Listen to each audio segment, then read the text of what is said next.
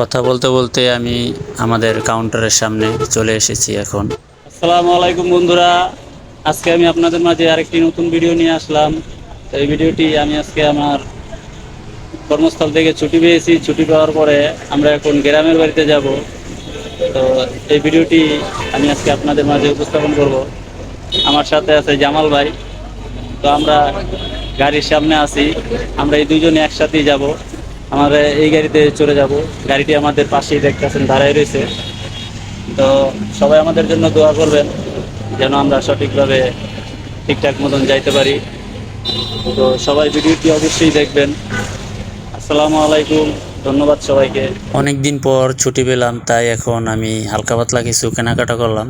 কেনাকাটা করার পরে এখন আমি আমার ব্যাগের ভিতরে বাস করে সব মালপত্র, মানে যা যা কাপড় চোপড় আমার ছেলে মেয়ের জন্য কেনাকাটা করছি হালকা পাতলা, তো সেগুলো আমি এখন ব্যাগের ভিতরে ভরতাছি একে একে। তো দেখতেই পাচ্ছেন যে হালকা পাতলা বেশি কিছু কিনি নাই, তো এগুলিই চলবে। এর আগে কেনাকাটা করা ছিল, সেই কারণে এখন আর বেশি একটা করলাম না। আমার যা যা কাপড় চোপড় ছিল সবই এখন আমার ব্যাগে ভরা শেষ। তো এখন আমি একটা রিক্সা নিয়ে আমি যেখান থেকে টিকিট কেটেছিলাম আমার গ্রামের বাড়ি যাওয়ার উদ্দেশ্যে, তো আমি এখন সেদিকেই রওনা দিয়েছি। তো দেখতেই পাচ্ছেন আমি একটা অটোতে চড়ে যাচ্ছি। তো আমার সাথে আরো একজন আছে, জামাল ভাই, তাকে নিয়ে আমি এখন আবার রওনা দিলাম গাড়ির কাউন্টারের সামনে। তো আমি এবার গাড়ির টিকিট কাটছি আদমজি দিয়ে। তো আমাদের যে ঢাকা বরিশাল যে লাইন আছে, তো সেই লাইনের গাড়ি এখন আদমজিতেও পাওয়া যায়। তো আমি প্রায় আর কি যাত্রাবাড়ি দিয়ে যাই। তো এবার আমি চিন্তা ভাবনা করলাম যাত্রাবাড়ি দিয়ে যাব না, এবার আজকে আমি আদমজি দিয়ে যাব। তো তাই সেই কারণে আমরা দুইজনে আদমজি থেকে টিকিট কাটলাম। কথা বলতে বলতে আমরা প্রায় আদমজির কাছাকাছি চলে এসেছি। আমরা আর অল্প কিছুক্ষণের মধ্যেই আমাদের সেই কাউন্টারের সামনে চলে যাব। আমাদের গাড়ির টিকিট কাটা ছিল বিকাল 3টায়। তো আমরা 3টার আগেই রওনা দিয়েছি, আধা ঘন্টা আগে। 2:30 বাজে আমরা রওনা দিয়েছি। দুজন কাউন্টার কর্মীরা ফোন করে দিছে যে আধা ঘন্টা আগে যাইতে হবে। তো আমরা সেই কারণে আধা ঘন্টা আগে ঘর থেকে রওনা দিয়েছি দুজনে। সবাই আমাদের জন্য দোয়া করবেন যেন আমরা সঠিকভাবে সহি সালামতে আমাদের বাড়ি পৌঁছাতে পারি। তো আমরা দেখতেই পাচ্ছেন যে আমরা এখন ইপিজেড গেটের বরাবর যে পাশে একটা বট গাছ আছে, তো সেই বট গাছের সামনে আছি। আপনারা দেখতে পারতেছেন যে আমরা যে গাড়িটা দিয়ে আমরা এখন যাব, সেই গাড়িটির আমরা এখন সামনে আছি। তো গাড়িটা দেখতে একবারে খুবই নতুন। গাড়িটা আশা করি যাতায়াত খুবই শুভ হবে, খুব ভালোই জার্নি হবে। গাড়িটা খুবই চমৎকার। তো সবাই পুরোপুরি ভিডিওটা দেখবেন অবশ্যই। বন্ধুরা দেখতেই পারছেন আমাদের গাড়িটি এখন ছেড়ে দিয়েছে।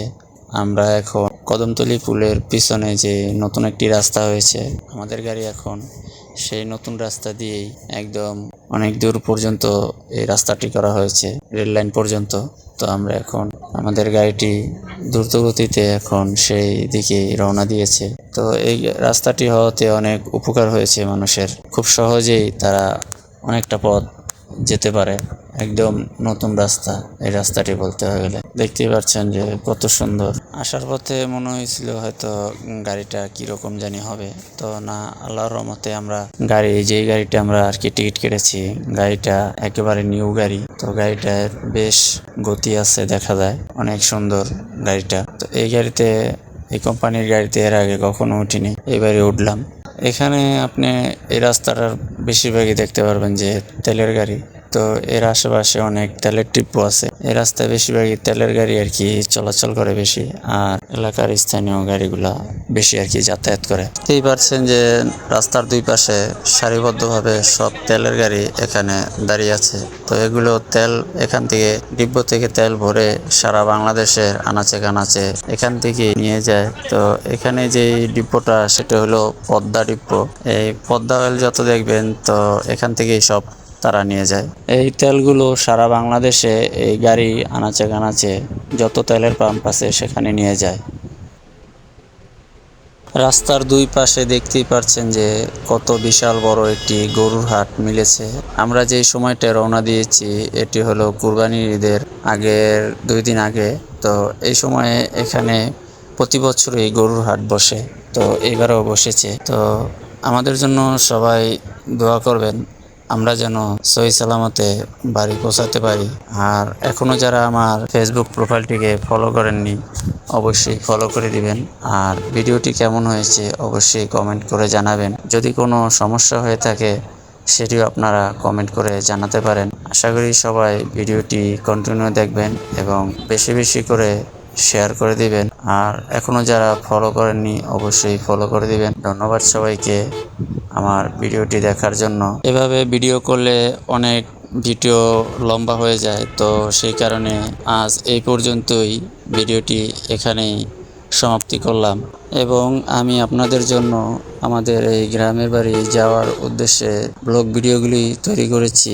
তো এটি একটা ভিডিওতে দেখানো সম্ভব না, তাই আমি কয়েকটা পর্ব করেছি।